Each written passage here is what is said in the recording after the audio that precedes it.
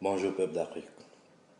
Avec l'été qui a commencé, les débarquements vont continuer et vont s'intensifier. Je vous dis Africains, empêchez vos enfants de faire ce voyage de fortune. Empêchez-les de partir.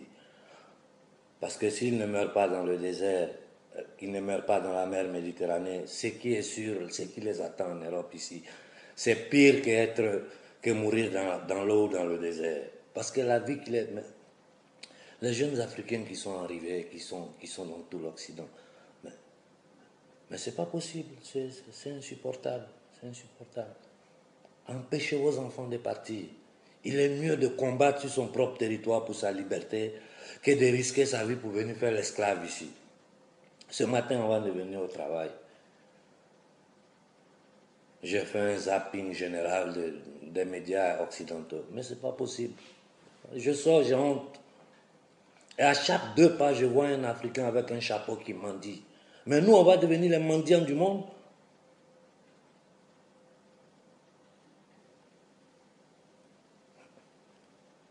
Il faut qu'on lutte pour nous pousser libérer. Il faut qu'on lutte pour donner un futur à nos enfants. Au lieu de laisser nos enfants partir, mourir dans le désert, dans l'eau, ou bien arriver ici pour faire des esclaves, on les paie, on leur donne des salaires de misère. Ils vivent dans des conditions déshumaines. Mais lutter. Il faut qu'on lutte. Il faut qu'on combatte. Il faut qu'on chasse l'Occident de l'Afrique. Qu'on s'enferme entre nous. Qu'on se réorganise. L'Afrique existait des milliers d'années avant l'Occident. Nos grands-parents ont vécu là-bas en paix pendant des siècles et des siècles, sans avoir contact avec l'Occident. On n'a pas besoin d'avoir contact avec eux. Pour le moment, nous, on doit se recréer. On doit recréer une nouvelle identité africaine adaptée à ce monde moderne. Avoir la maîtrise de notre économie, de notre territoire, de notre espace. Après quoi, on peut regarder le monde extérieur. Ceux qui voudront collaborer avec nous de façon équitable, juste, on va collaborer avec eux. Ceux qui ne veulent pas, qui veulent continuer à nous dominer, à voler nos biens, à vivre à nos dépens, à boire nos sangs, mais on va combattre jusqu'à la mort. Ne laissez pas vos enfants venir, ne laissez pas. Quand les gens vous appellent, c'est que nous les anciens immigrés ici, on mène une vie de merde. Imaginez-vous ceux qui sont arrivés maintenant.